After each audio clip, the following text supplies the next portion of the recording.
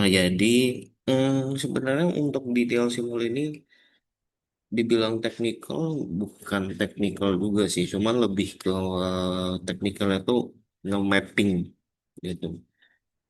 Untuk detail simulation di minggu ini sih, keduanya. Nah, jadi kemungkinan besar ini aku bakal lebih condong itu lebih ngejelasin ya, gitu. Instead of brainstorming, karena ngeliat dari kontekstualnya juga takutnya kalian jadi bingung. Gitu. Tapi kalau misalkan kalian ada pertanyaan, ada curiosity-nya baru muncul, itu boleh banget buat bertanya seperti biasa ya. Nah, aku share screen dulu. Nah, jadi untuk tim PLC Mul di hari ini, jadi itu kita kontekstualnya bakal ngebikin dari sisi perspektif CRM, tapi lebih condongnya itu ke customer life cycle-nya. Mungkin aku underline dari sisi life cycle-nya kali ya. Karena dari sisi CRM, esensinya itu sebenarnya life cycle gitu. Nah, sebelum aku masuk ke bagian CRM part-nya, eh, ini lebih ke intermezzonya aja sih, gitu. Nah, teman-teman kan kemarin-kemarin itu udah belajar mengenai tentang journey kan, user journey, gitu. Nah, sebenarnya user journey itu eh, apa sih definisinya, gitu kan? Sebenarnya secara definisi itu user journey itu lebih ke eh, part yang bagian dari bisnis proses dari company yang berjalan gitu. Jadi kasarannya itu adalah istilahnya itu regularnya yang berjalan lah secara bisnis proses atau kalau bahasa bisnisnya itu BAU, business as usualnya gitu. Nah, biasanya kalau kita lihat dari sisi perspektif marketing, kalau diturunin lagi spesifiknya itu di CRM, itu biasanya kita nge-breakdown dari sisi user journey yang paling gampang itu adalah dengan metodenya itu menggunakan funnel gitu. Nah, teman-teman kemarin udah pasti udah belajar funnel kan dari sisi week ke ads sampai organik kan. Nah, di CRM itu bakal tetap kepake. Tapi gunanya untuk apa? Itu untuk lebih ke life cycle, user life cycle-nya gitu.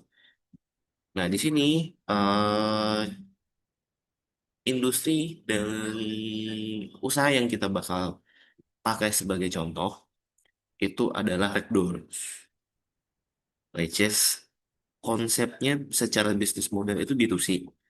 Cuman secara jenisnya itu lebih ke hospitality gitu. Nah, eh teman-teman masih udah tahu tentang Red Doors dan secara digital asset dan dalam pengimplementasinya dalam bisnis prosesnya dia untuk menghasilkan revenue itu dia menggunakan digital asset berupa website app base.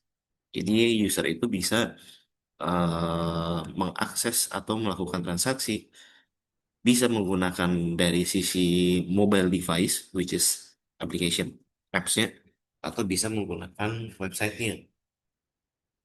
Itu.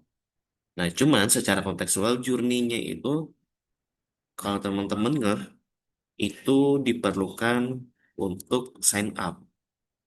Gitu. Jadi, segala sesuatu bentuk journey dari sisi BAU-nya, si business as usual-nya itu, di mana user untuk melakukan transaction, itu harus untuk membuat sebuah account dan harus nge-fulfill semua informasinya. Rata-rata user journey-nya secara cycle itu kayak gini bentuknya. Terdirinya tuh ada 6. Awareness, consideration, leads, buyer, loyal, sama churn. Gitu. Nah, di sini aku udah coba untuk mendefinisikan untuk di consideration dia tipikal usernya itu seperti apa, leads itu seperti apa, buyer itu seperti apa gitu. Nah, kontekstualnya kalau misalkan bisnis modelnya yang dimana membutuhkan untuk create account, orang yang create account dan udah nge-install app itu biasanya bakal ada di dua part sini. Aduh, mention.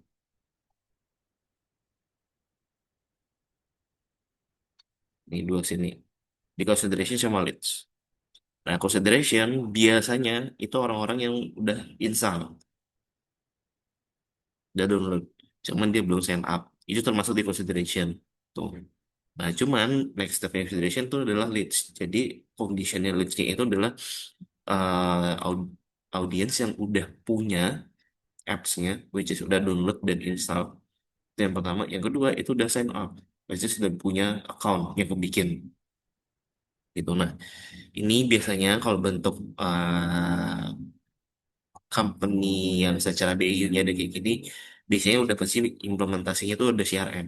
Jadi nggak mungkin mengandalkan cuma dari sisi eh, paid media aja gitu. Nah, aku hapus dulu. Kenapa ini perlu dipahami dulu secara kontekstual user journey-nya? Karena nanti teman-teman ketika udah kerja di digital marketing, kalau megang itu udah full stack generalis, ini akan ngebantu teman-teman untuk approaching-nya kapan harus pakai ads, kapan harus pakai organik gitu. Nah, jadi secara journey-nya ini seperti ini. Jadi leads, buyer, baru loyal, baru churn. Gitu. Jadi user life cycle itu memang di akhirnya itu bakal churn. Cuman churn itu memang ending akhirnya. Cuman dia ada journey tersendiri itu dia untuk balik lagi sebagai active user. Itu tuh pembahasan agak panjang. Cuman itu bisa disambungin lagi. Jadi nanti bentuknya itu bukan horizontal seperti ini. Kalau misalkan CRM next step-nya ya, secara advantage ya, nanti bentuknya itu lebih ke cycle itu bentuknya kayak angka 8 infinity. Jadi dia akan muter terus gitu. Nah, adaptasinya itu dari sini. Nah, ketika kita masukin ke CRM, dalam ngebedah user life cycle, itu secara implementasiannya, ini biasanya mind mappingnya ya, itu bakal seperti ini. Jadi CRM, orang yang megang CRM ini harus tahu di setiap journey-nya itu kontribusinya secara kategori channelnya itu apa aja. Di awareness itu kan kita udah tahu kan. Kita itu bisa nge-utilize pakai sosmed, which is organic, ke social media organik. Kita bisa pakai ads, social media ads atau SEM, which is itu akan nge-utilize dari sisi traffic source-nya yang paid channel. Dan kita bisa juga pakai secara SEO untuk awareness gitu. Nah, consideration itu mostly dipakainya social media ads gitu. Biasanya itu bakal pakai retargeting karena consideration ads ini akan endingnya itu objektifnya ke app install gitu. Nah, dua hal ini CRM tuh nggak bisa. Ditanya kenapa nggak bisa? Karena CRM itu secara fundamental dia terdirinya dari tiga. Data, itu yang pertama data, yang kedua itu teknologi, yang ketiga itu strategi. Nah, CRM itu butuh data. Datanya itu adalah dari sisi user database. Kalau secara definisinya user database itu berarti adalah orang-orang yang udah ter-acquire dan kita udah dapetin. Nah, CRM itu sifatnya nge-cycle semua user data yang ada di database gitu. Nah, fungsinya awareness sama consideration itu adalah untuk nge-capture user agar dia bisa ke-acquire secara uh, information datanya. Caranya gimana? Itu adalah dengan bawa jadi sebagai leads gitu. Oke, ini fokus dulu. Jadi kalau misalkan di sini secara mind mapping, bagian awareness sama consideration, CRM tuh nggak bisa masuk sebenarnya secara BAU. Jadi bisanya itu adalah setting dari sisi leads, journey leads-nya, which is orang-orang yang udah sign up, which is udah punya account, berarti udah ngisi data diri, at least setidaknya email udah ada, dan punya account yang udah aktif, terus yang kedua itu udah install apps-nya, gitu. Nah, di sini CRM bisa ambil partnya nih, dari lead sampai churn. Meskipun dari sisi journey-nya di sini dari lead sampai ke churn, jangan sampai churn deh, dari lead sampai ke buyer itu nggak cuma CRM aja yang bisa kontribusi, tapi channel organik misalkan kayak SMO, social media organik, SEO sama ads itu juga bisa kontribusi. Cuman CRM itu juga bisa punya kontribusinya. Cuman bedanya itu gameplaynya beda dari sisi campaignnya secara umbrella sama activationnya gitu. Nah di sini yang aku mau jelasin adalah dari sisi di mana CRM itu bisa tap in dari journey leads sampai ke churn itu. Enaknya CRM versus paid channel itu adalah CRM itu selama dia punya data user base dan teknologinya itu secara platformnya itu memadai dan bisa ngejangkau untuk objektif dan goal setiap journey-nya ini, itu tuh end to end tuh bisa sampai ujungnya tuh bisa. Itu anaknya CRM. Gitu. Ads itu ada beberapa part yang nggak bisa, nggak seperti CRM. Tuh. Nah, makanya secara campaign-nya itu sedikit berbeda. Ini in terms of gameplay-nya. Nah, ini yang orange sama hijau ini sebenarnya contoh dari sisi campaign umbrellanya dan juga dari sisi activation-nya. Nah, maksudnya campaign umbrella di sini adalah hal secara big picture-nya apa aja yang mau dilakuin untuk nge-tackle di journey leads agar dia si leads ini bisa convert menjadi buyer. Gitu. Nah, di CRM, kalau di CRM kan teman-teman tadi udah dikasih tahu sama uh, Kak Gia, CRM itu secara placement itu bisa menggunakan email, bisa menggunakan push notification, dan juga bisa menggunakan WhatsApp API. Yaitu, nah, kalau misalkan secara company-nya itu menggunakan apps, dia akan selalu memprioritaskan dua placement untuk CRM-nya. Yang pertama push notif itu udah pasti karena secara frekuensinya pasti bakal sering. Yang kedua itu email gitu. Nah, makanya di sini secara campaign umbrellanya dan juga secara placementnya di sini ada dua, send email atau push notification gitu. Jadi di sini leads dan ke buyer ini mostly ada orang-orang, ada dua segmentation. Yang pertama itu adalah orang eh, first active user. First active user itu definisinya adalah orang yang baru pertama kali download app-nya dan dia langsung nge-create account, itu termasuk first active user. Biasanya time window-nya ini termasuk first active user tuh eh, dari platform itu dia punya attribution sendiri. Kalau aku nggak salah itu sekitar 7 hari sampai 14 hari. Kadang ada juga yang attribution itu up to 30 hari gitu. Yang kedua, segmentationnya untuk yang di journey lead-nya itu adalah existing user gitu, existing active user. Jadi di sini ada dua segmentation sebenarnya. Jadi di sini untuk yang lead leads, contoh yang paling gampang dan sering common itu adalah welcoming dari sisi istilahnya itu onboarding journey lah gitu. Jadi biasanya kalau di onboarding journey secara campaign-nya istilahnya campaign ini campaign drip ya. Drip campaign itu biasanya selalu akan fokusnya itu lebih ke welcoming. Jadi welcomingnya itu secara placementnya nanti distribusikan lewat email atau post notif dan bisa keduanya juga gitu. Nah biasanya welcomingnya itu isi apa? Biasanya yang paling di highlight itu biasanya tiga, benefit, guideline, sama new member promo. Gitu biasanya promo ini biasanya akan selalu ada untuk yang new member gitu.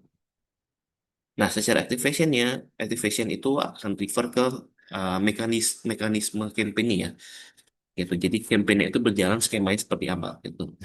Nah, di sini yang aku masukin ini adalah promo free breakfast untuk new member, gitu. Nah, kenapa ini harus ada mekanisme?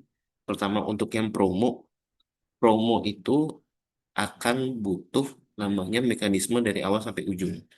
Jadi secara journey-nya seperti apa dari sisi orang, distribusinya mau ke siapa aja dengan menggunakan tools apa, terus mekanisme promonya ini untuk di-redeem atau diklaim itu seperti apa dan penggunaannya di ujung itu seperti apa.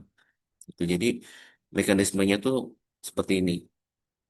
Loh, karena new member promo cuman itu doang, itu terlalu bias nantinya ketika mau dieksekusi. Bisa jadi untuk promo free breakfast itu bisa, bisa untuk promo cashback 10% itu juga bisa, atau mau misalkan hmm, berbentuk promo, misalkan apa ya kalau lihat dulu sih, misalkan dapat dapat biasanya ini partnership ya. Kalau misalkan yang pernah membership di Anytime, jadi kayak bisa dapet diskon sekian persen dengan nunjukin akunnya Red Doors misalkan, misalkan beli di Glensley gitu atau di Boost gitu, tunjukin account membershipnya si Red Doors itu bisa dapat diskon 5% misalkan, itu juga bisa termasuk tuh. Nah, semua ide-idenya itu secara skema itu dimasukin secara activation di sini, campaign mechanism ya gitu. Ini yang aku bilang gameplaynya si Aram itu berbeda karena semakin tahu segmentationnya kita siapa dan ini journey-nya untuk apa. Jadi semakin beda juga offer benefit dan value-nya gitu. Mungkin aku bisa bilang secara garis besar campaign di CRM itu mostly akan selalu bergeraknya itu dengan benefit dan value driven itu. Karena itu hal yang sering cukup works untuk aiming metrics retention. Retention itu enggak cuman hanya ngomongin tentang revenue dan sales, tapi ini juga ngomongin tentang engagement juga, gitu. Nah, terus selanjutnya, ketika ini udah dijalankan, dan ketika nih leads udah masuk ke buyer, jadi buyer ini dia ada kriterianya.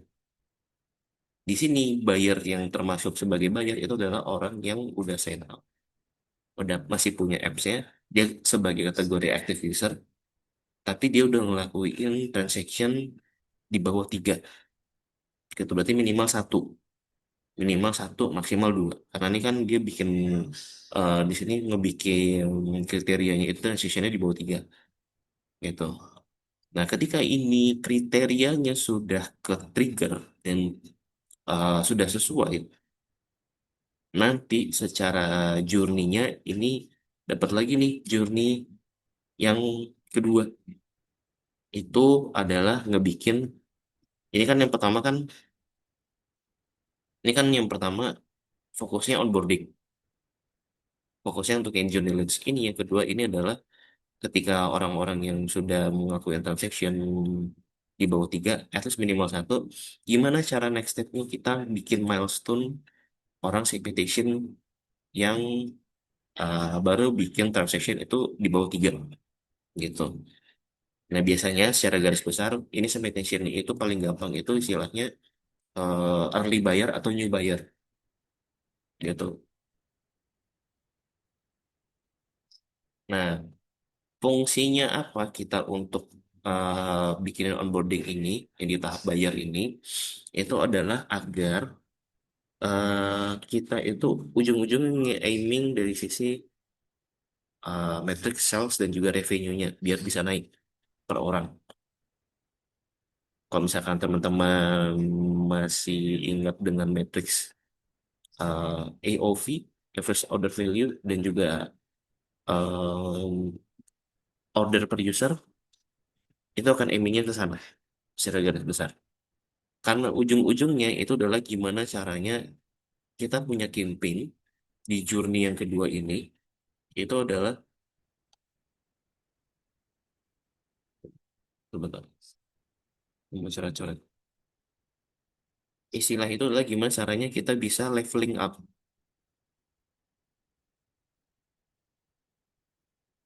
level level up gitu. Nah, karena CRM itu pasti akan selalu ujung-ujungnya itu adalah untuk ketika kita udah berhasil milestone pertama itu untuk nge-retention dari sisi engagement dan juga activity, yang kedua itu adalah gimana caranya kita bisa nge-retention dari sisi transaction kan, yang aku mention tadi.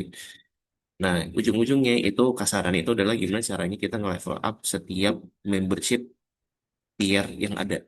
Jadi misalkan membership fee di sini ada A, B, C, D, E. Kalau misalkan first transaction ini, yang bayar ini, new bayar ini, dia starting di A, gimana caranya si membership yang baru ini dia bisa naik ke tier B. Gitu. Kasarnya tuh kayak gitu level up-nya. Gameplaynya tuh kayak gitu. Jadi makanya untuk dari sisi campaign activation, campaign umbrella activation-nya, ini seperti ini. Placementnya pasti common kok. Secara penggunaan pasti email sama push notification. Cuman secara esensi campaign-nya, itu adalah kalau bentuknya ini seperti si Red Doors, eh, itu kita bisa tawarin kalau misalkan ada bentuk skema membership, itu kita bisa tawarin untuk nge-upgrade membershipnya, gitu, secara tier atau rankingnya. Nah, di sini juga kita bisa masukin balik lagi secara benefit atau value juga, tapi ini berbentuk voucher next transaction. Karena ini ujung-ujungnya ini kan benefit iya sama value juga kan, value yang bisa kita tawarkan kan untuk orang ngelakuin transaction gitu. Nah, terus yang ini, yang ketiga, ini ada top up e-wallet ini sebenarnya sifatnya ini ad hoc gitu. Karena kenapa? Hmm, enggak cuman e-wallet, kalau misalkan kontekstualnya kayak sebuah brand yang dimana dia secara transaction itu value-nya ya, kita pakai monetization value-nya itu bisa menggunakan mereka punya metode payment. Contohnya kayak Google, bukan Google, Google Play, bukan Google Play, kalau sih namanya Gojek Coin. Gojek Coin itu kan itu sebenarnya punyanya mereka, itu currency internalnya mereka, itu bisa kita utilize sebenarnya gitu. Jadi nanti bisa efeknya itu misalkan cashback point atau apa gitu. Kalau misalkan di Mamikos itu kan ada Mamikos Coin, kalau di Traveloka itu ada Traveloka Coin, dan itu bisa dipakai untuk nge-redeem untuk jadi diskon dengan minimal berapa gitu misalkan. Nah, sebenarnya ini sifatnya ad hoc gitu.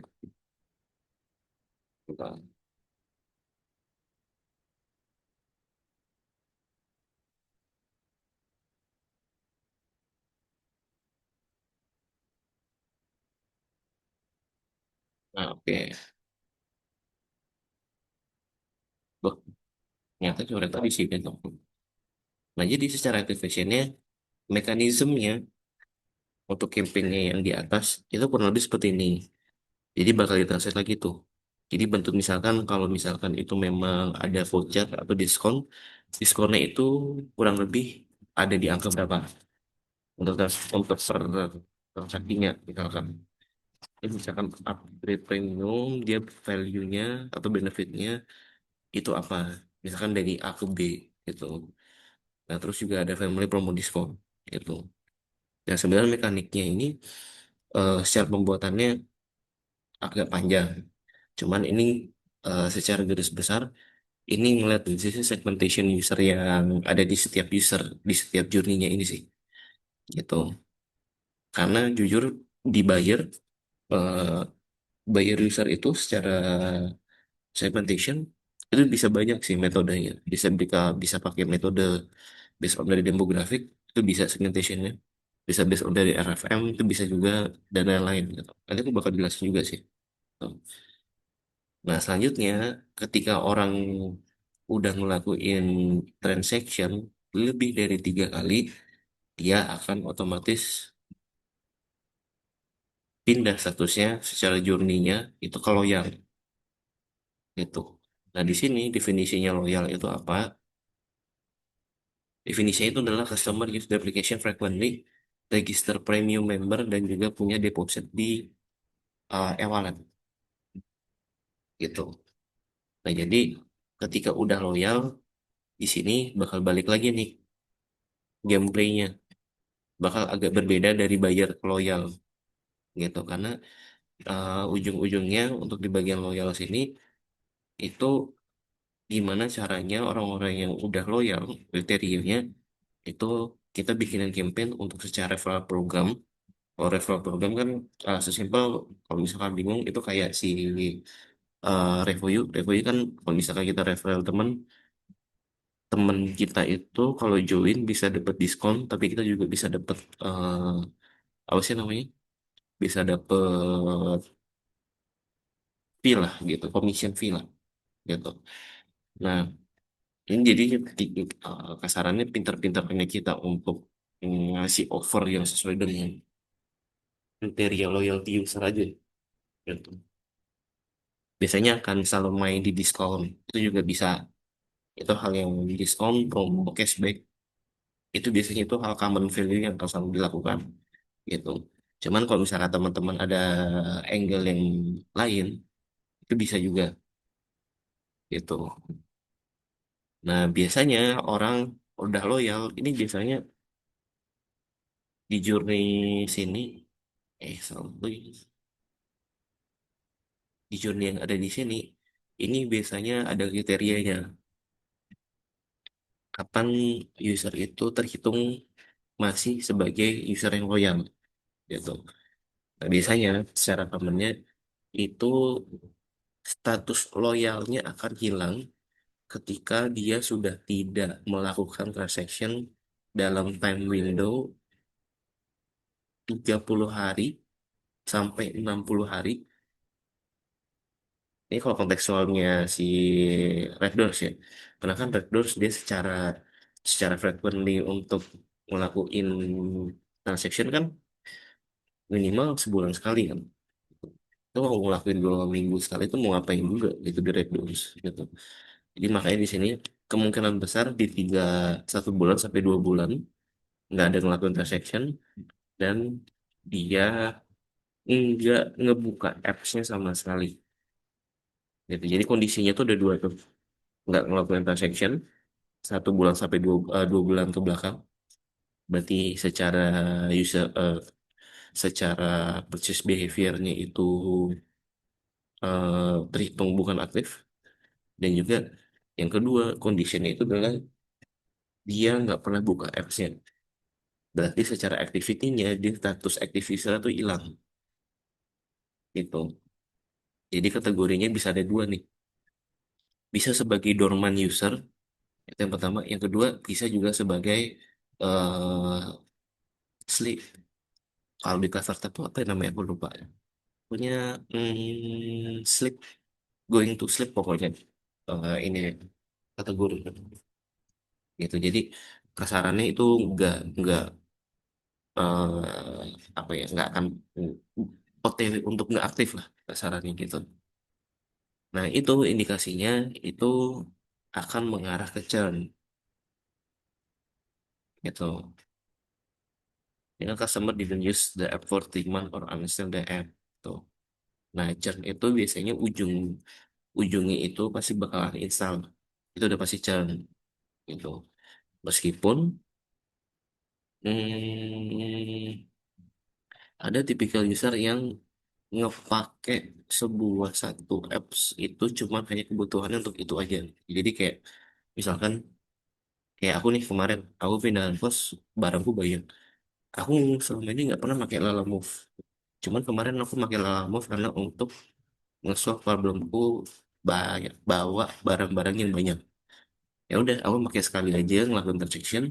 Itu aku sebenarnya terhitungnya langsung double ngelakuin install. Pertama, kedua aku langsung nge-create account dan sign up, which is aku sebagai Lex user. Yang ketiga aku ngelakuin transaction user. Aku udah 3 journey itu ngelewatin.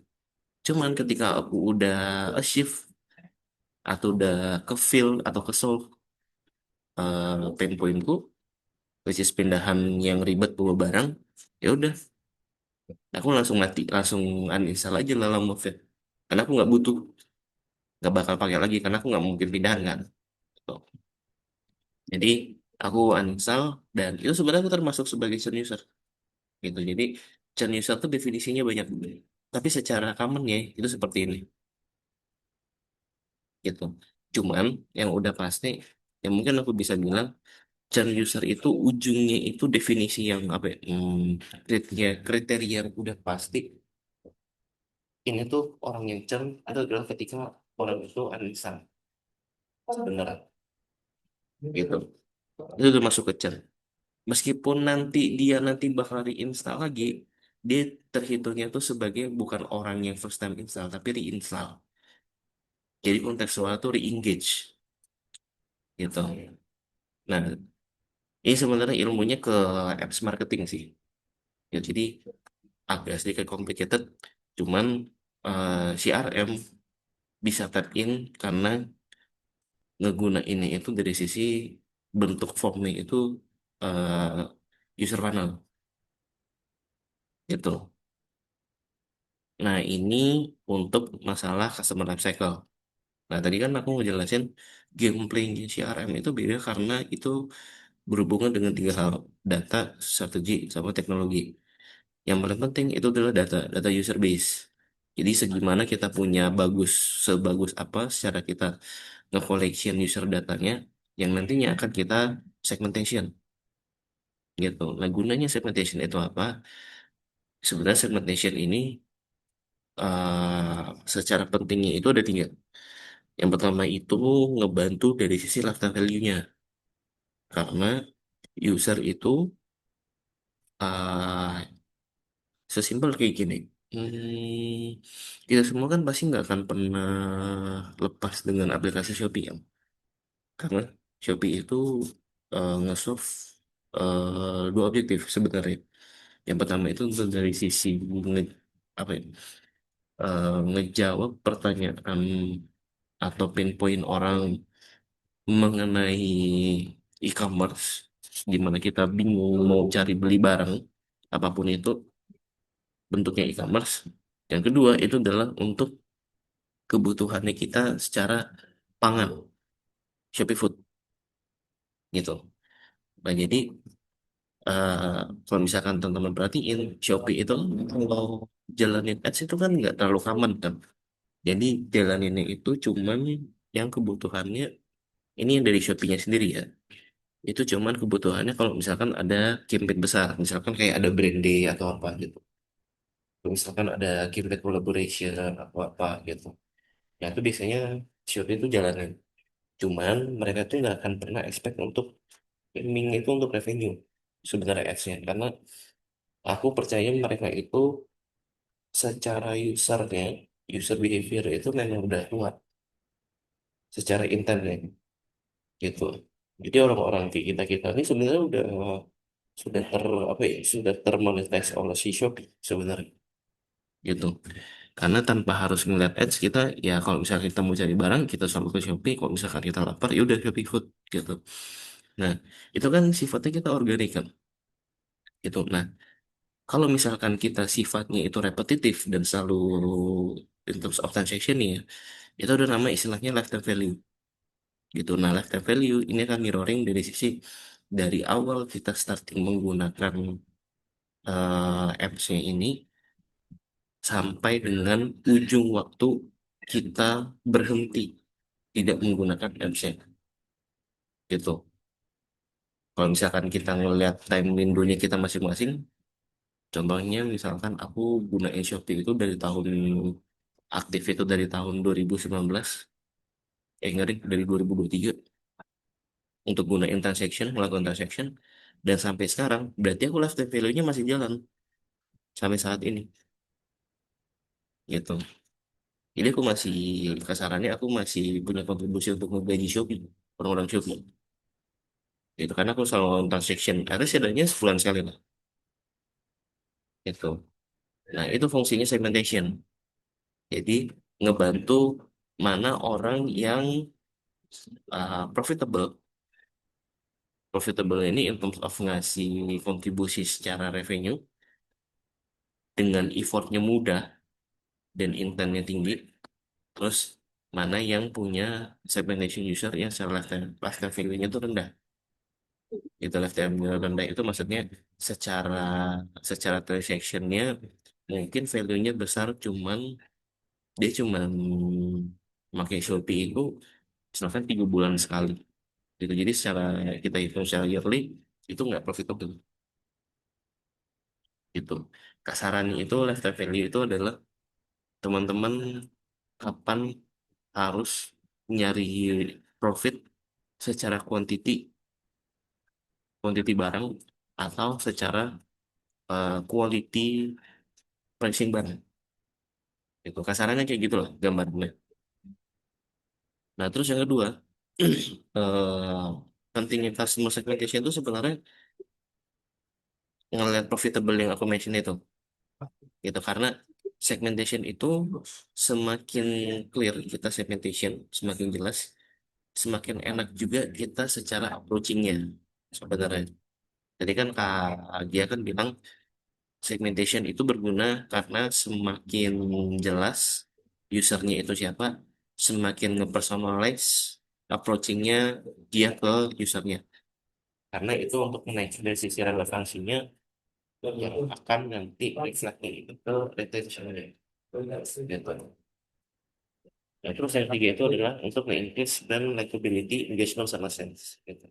Nah, seperti yang kita mention, retention itu nggak akan selalu ngomongin tentang sales. Tapi kan ngomongin juga retention tentang engagement. Gitu, re-engagement, terus juga dari sisi awareness juga, gitu. Nah, itu juga termasuk. Gitu. Nah, engagement ini maksudnya di mana masuknya itu di bagian digital activity. Di dalam apps-nya itu di dalam website-nya. Gitu.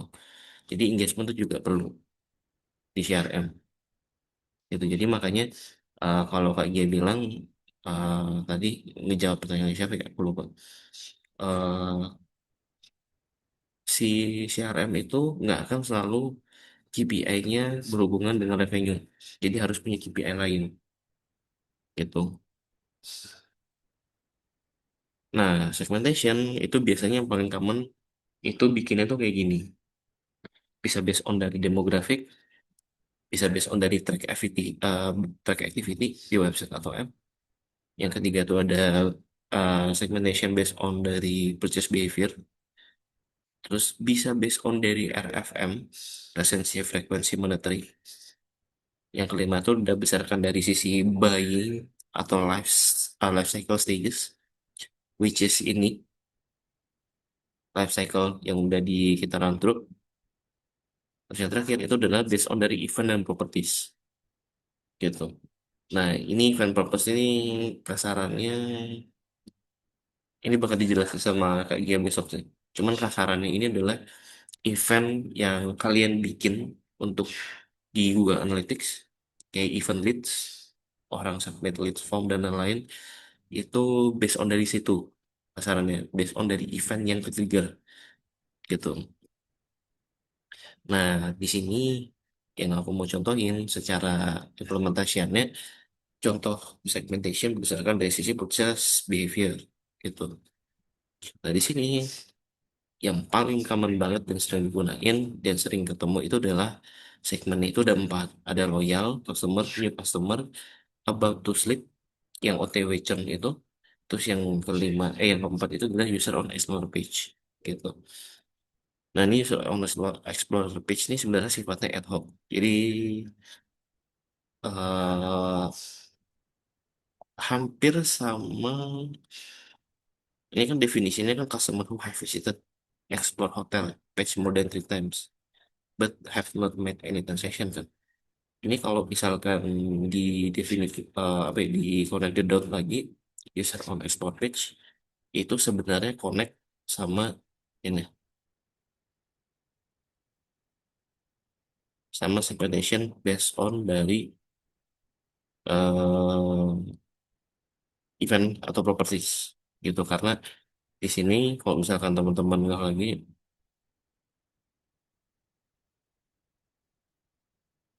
di sini ada sebuah event yang merepresentasikan sebuah user activity Itu adalah ini, visited explore hotel page.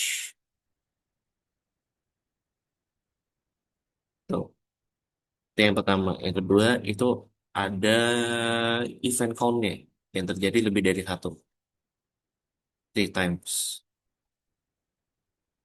gitu. Jadi eh detail sih mungkin kajian nanti bakal ngasih tahu ya. Cuman ini sebagai bridging aja, maksudnya event dan properties itu seperti ini gitu, karena eh, kita itu bisa bikin event custom di GA4 atau di first party analytics tools ya kita, itu untuk nge-track orang-orang yang visit ke specific page gitu. Ini page spesifiknya ini explore hotel ya. Nah itu bisa dibikinin gitu. Nah, ini untuk secara channelnya, uh, untuk approachingnya, setiap segmennya seperti ini. Jadi kalau misalkan teman-teman cek kan penggunaan secara channel atau placementnya si CRM ini kan nggak sama semua kan. Ya, jadi ini alasannya kenapa? Alasannya karena bakal mirroring ke user segmentnya lagi gitu. Nah, terus diturunin lagi atau digeser lagi ke kanan, campaign-nya apa gitu. Nanti sebelah kanannya harus ada mekanismenya gitu. Cuman kalau misalkan untuk sifatnya itu untuk draft initial plan, segini aja ini udah cukup gitu. Kalau misalkan udah punya mekanisme yang kayak gini, campaign mekanismenya, secara activationnya, itu pasti udah sampai ke secara flow chartnya seperti seperti apa, terus sama secara hitung-hitungan budgetnya, sama projectionnya ada di berapa gitu loh. Nah, jadi kurang lebih seperti itu sih guys untuk TL simulation untuk di hari ini. Ada yang mau bertanya nggak atau yang masih bingung nggak? Mau nanya apa aja juga boleh. Atau aman?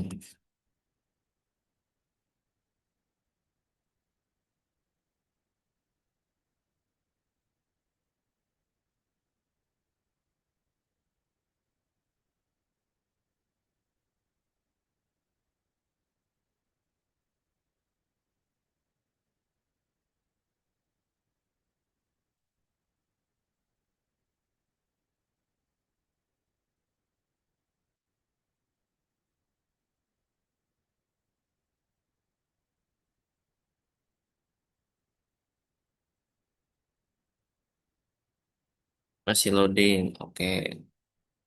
Ya emang susah sih. Bukan susah sih, agak bingungin. Emang iya ya, kalau siaran itu masih kurang diaplikasi di Indo. Bisa iya, bisa enggak sih sebenarnya di tempatku. Aku implement siaran kok. Cuman kalau misalkan kontekstualis secara toolsnya kayak push notif dan WhatsApp, enggak semuanya. Aku masih pakai email dong. Tuh. Sebenarnya,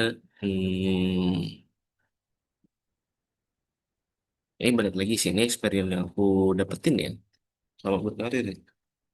Intinya CRM itu, mungkin kalian masih nangkepnya itu CRM, oh akan berhubungan dengan email, akan berhubungan dengan push notif, pasti ini berhubungan dengan apps dan lain-lain gitu. Yang penting ada teknologinya gitu. Cuman esensinya sebenarnya CRM itu adalah kalian itu nge-cycle user yang udah pernah kalian acquire. Intinya tuh itu aja. User yang udah ke acquired itu udah pasti kalian punya data informasinya lah tentang usernya. Ya dari itu nomor handphone atau itu email atau itu even mau Instagram account pun tuh bisa dijadiin juga. Cuman kan balik lagi ngoperasi dari sisi validasi data informasi yang dikolek itu apakah eligible atau enggaknya kan gitu. Tapi kalau misalkan ngomongin secara esensi itu termasuk tuh intinya nge-cycle user data yang didapat atau udah yang acquire. Caranya gimana? Caranya itu ya Bisa pakai push notif, bisa pakai email marketing, bisa pakai WhatsApp marketing, bisa pakai untuk pakai website banner, bisa pakai in-app banner, top up gitu. Itu sebenarnya balik ke teknologi gitu. Jadi secara itu secara dunia DM juga posisinya di belakang ya kan. Kalau tim DM sudah full baru ke CR tim. Sebenarnya itu nggak salah juga ngomong kayak gini. Cuman eh, CRM itu bisa dijalankan kalau misalkan kondisinya udah sedari awal itu kita bisa punya opportunity untuk nge-collect user data. Intinya itu. Contohnya, yang paling dekat banget itu adalah bisnisnya kalian. Kalian kan bentuknya lead form kan, bisnis modelnya kan. Itu kalian udah bisa jalin CRM sebenarnya. Jadi kalian udah punya email yang ke-collect sebagai leads, kalian udah nge-collect leads. Nanti kalian coba, kalau misalkan ini konteksnya beneran ya, kalau di PLV ku, itu leads yang udah kekumpul, itu kalian cek dulu leads-nya secara eligible-nya itu apakah bisa dipakai atau enggak. Di situ kan variabelnya ada email, sorry, cuma isi apa aja sih? Instagram ya? Instagram aja, kalau nggak salah. Nah, kalau misalkan Instagram aja tuh kan, pasti bakal PR kan ya, ngecek ini ya.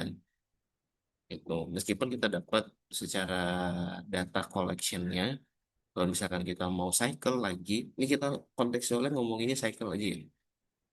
Karena biar lebih gampang dipahami aja secara CRM. Ini kalau misalkan kamu di cycle lagi, datanya yang udah jadi lead, user yang udah jadi lead kita, hanya mengandalkan Instagram doang, menurut kalian bisa nggak kita cycle lagi? Kalau cuma bisa dapetin Instagram account doang dengan keadaan yang sekarang. Susah kan? Tuh. Nah, kadang ada orang bandel. Susah bukan berarti nggak bisa, ya kan? Nah, kadang di sini kalian juga harus punya critical thinking. Kalau misalkan kondisinya kayak gini, yang dimana kalian punya bisnis dan secara bisnis prosesnya itu membutuhkan nge-collect user data. Nah, kalau misalkan, ini aku tanya balik ya, kalau misalkan Instagram account itu tidak eligible, menurut kalian user data, apa ya, variabel apa yang harus kita collect dari user yang menjadi leads gitu? Tuh. Ini selain dari Instagram account.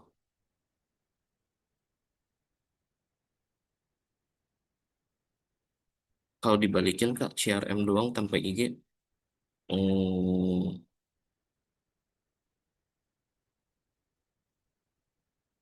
lumayan bingung sih kontekstualnya. Sebenarnya, hmm, ini kita ngomongin CRM ya. Ini CRM yang diajarin ini kan, ini buat Andri nih. CRM ini kan yang diajarkan itu berhubungan dengan journey, user database, terus juga secara teknologinya platform pakai push notification, atau email marketing dan lain-lain gitu. Nah, di sini sebenarnya yang aku mau apa ya tanamkan itu adalah mindsetnya sebelum masuk ke CRM, sebenarnya sebelum jadi CRM ya, sebelum jadi CRM itu sebenarnya seatnya seatnya itu sebenarnya eh apa ya, intisarinya tuh cycle gitu. Nah, tadi kan case-nya kalau misalkan what if kalau misalkan leads yang udah kita capture dari grup kalian berdua itu kan data yang di capture itu kan cuma Instagram account aja kan. Nah, terus aku come up dengan pertanyaan, kalau misalkan berdasarkan leads data yang kita capture cuma Instagram account aja, kalau kita coba cycle lagi, ini kita ngomongin cycle nih, cycle. Maksudnya cycle ini buat kita targeting lagi atau kasarnya buat kita bisa get in touch lagi lah sama user yang udah submit leads. Kalau cuma berdasarkan dari Instagram account aja, namanya doang. Pertanyaannya bisa atau enggak, ya kan? Nah, Farinka bilang susah. Nah, terus aku tanya lagi pertanyaan kedua. Terus variabel apa yang perlu kita dapatkan dari user ketika mereka menjadi leads kita? Nah, Farinka menjawab nih, email, gitu. Nah, email itu juga sebenarnya hal yang sifatnya mandatori dan hal yang standar pasti akan dikolek. Email, gitu. Email sama phone number. Nah, kenapa dua hal ini, variabel ini yang sering common itu adalah karena approachingnya secara platform pakai CRM itu bisa ditemuin. Ini baru turun nih ke CRM. Ini baru aku ngomongin CRM. Yang pertama aku ngomongin cycle, contextual cycle nih, gitu. Nah, kapan kita harus gunain platform CRM-nya itu adalah ketika kita sudah punya gagasan atau apa ya, roadmap gimana cara kita mau cycle user-user yang udah kita capture gitu. Nah, CRM tools-nya itu baru kita define berdasarkan dari sisi user database yang udah kita capture. Karena kita user database-nya itu adalah bentuknya leads dan capture-nya itu adalah data information-nya cuman email dan phone number, let's say misalkan, kalau misalkan bisa dapetin nama lengkapnya itu makin bagus, itu nantinya akan kita coba implementasikan secara CRM strategi dengan menggunakan email marketing. Tuh, itu tahap keduanya, maksud keduanya. Kenapa pakai email marketing? Karena yang bisa kita dapetin itu cuman database-nya tentang email doang. Itu yang pertama. Yang kedua, balik lagi, dalam bisnis prosesnya kita, grup projectnya ini, laundry, itu kan cuma gunain website doang kan. Kita nggak punya apps sama sekali kan. Berarti kalau mau jalanin jalanin push notif tuh nggak bakal bisa kan. Jadi itu nggak bakal bisa secara platform. Tuh. Jadi possibility yang paling paling memungkinkan itu pertama satu email. Karena kita punya karena kita udah nge-collect data user email yang udah jadi lead segment kan. Yang kedua, platform apa lagi yang bisa dipakai gitu. Lihat lagi ke user database-nya. Apa data collection yang kita dapetin. Kita tuh kan ada nomor telepon kan. Berarti kita bisa pakai WhatsApp marketing, WhatsApp API, WhatsApp bisnis. Bisa tuh kedua pakai tuh. Nah, jadi turunan CRM strateginya secara platform itu dilihat dulu dari sisi user database-nya. Itu kita nge-collect datanya tuh apa aja. Yang pertama, yang kedua, secara bisnis prosesnya kita itu touch point dan juga bisa get in touch sama user kita tuh kita pakai digital asset berupa apa? Apakah website atau apps gitu. Jadi kalau misalkan teman-teman masih bingung sebenarnya CRM kapan sih aku harus pakai email, harus kapan sih aku pakai push notif? Sebenarnya balik lagi esensi yang aku bilang nomor pertama, cycle. Gimana cara teman-teman mau nge-cycle user data yang udah di-collect? Tuh, itu sebenarnya kunci utamanya. Ini dari Teksa berarti CRM cuma dua channel Kak, WA sama email ya. Kalau dengan skenario yang tadi dari sisi user database-nya kita cuman bisa nge-collect data email dan juga phone number dan juga kita cuman pakai digital assetnya itu website yang touchpoint dengan user kemungkinan besar itu dong dua itu ya, ya secara major ya itu karena jujur kalau misalkan mau ngomongin CRM nih mau ngomongin masa push notif sama email marketing jalanin misalkan email newsletter Ini kalau misalkan teman-teman yang pernah bikin email newsletter gitu, itu mungkin bisa dibilang kalian ngelakuin email marketing, kan CRM. Kalau misalkan goals-nya itu masih belum berhubungan dengan user life cycle gitu. Kenapa aku bilang penting si ini, si apa sih namanya, si journey-nya ini, user life cycle-nya ini. Karena yang aku bilang, esensinya CRM itu adalah untuk nge-cycle user menjadi per milestone gitu.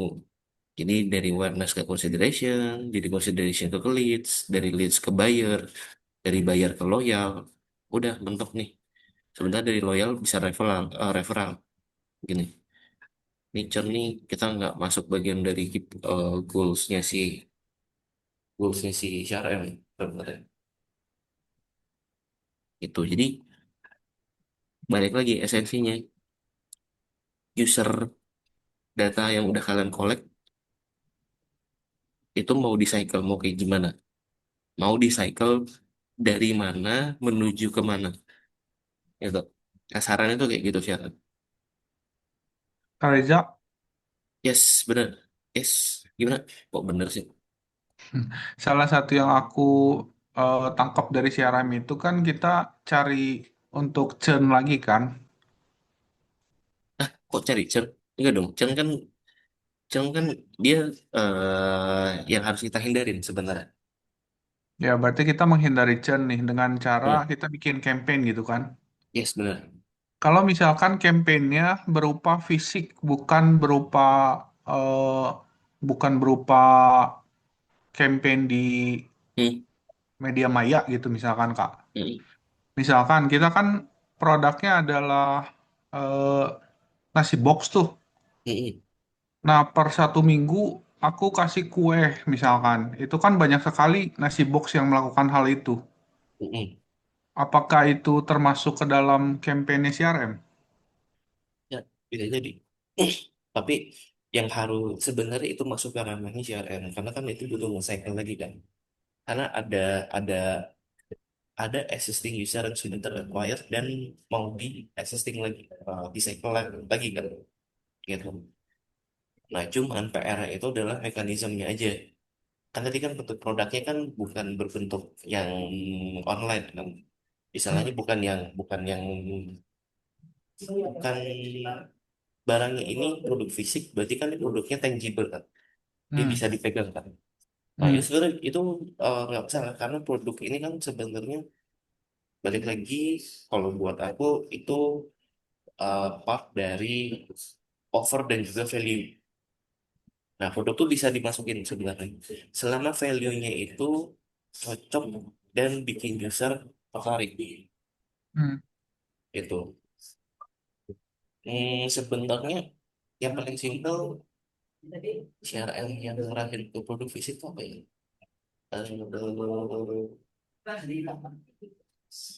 Illovit tuh pernah.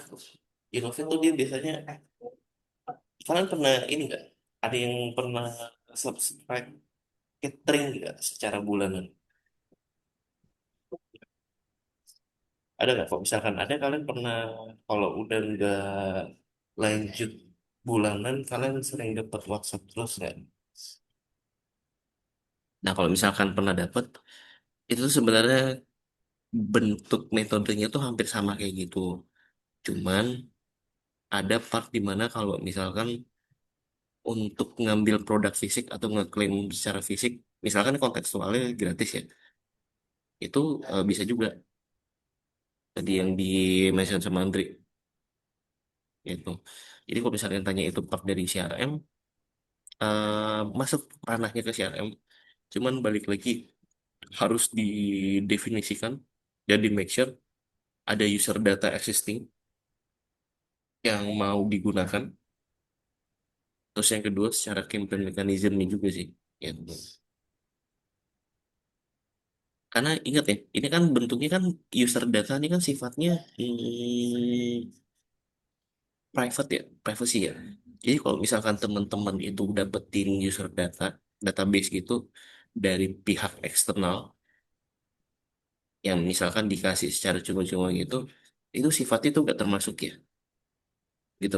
Itu karena ngambilnya dari eksternal database, bukan yang internal yang dilalui dari internal effort marketingnya kalian gitu. Contohnya kayak apa? Contohnya kayak kartu kredit itu.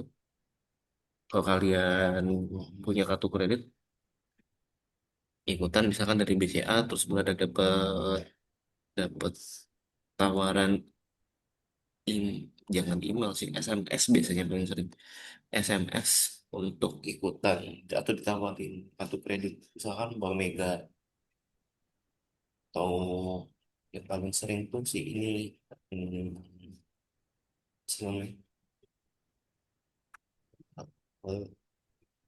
Genius. Nah, itu biasanya juga tuh biasa Genius. Nah, jadi dia sifatnya hmm, mungkin secara tools bisa lah bisa dibilang CRM, tapi kalau secara strategi enggak sih. Begitu.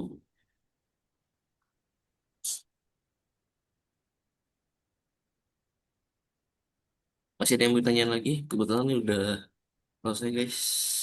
Kita sudah menit 12.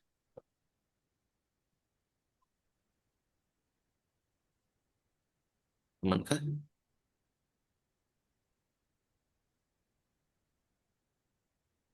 Aman. Oke, kalau begitu guys, terima kasih buat hari ini yang udah hadir.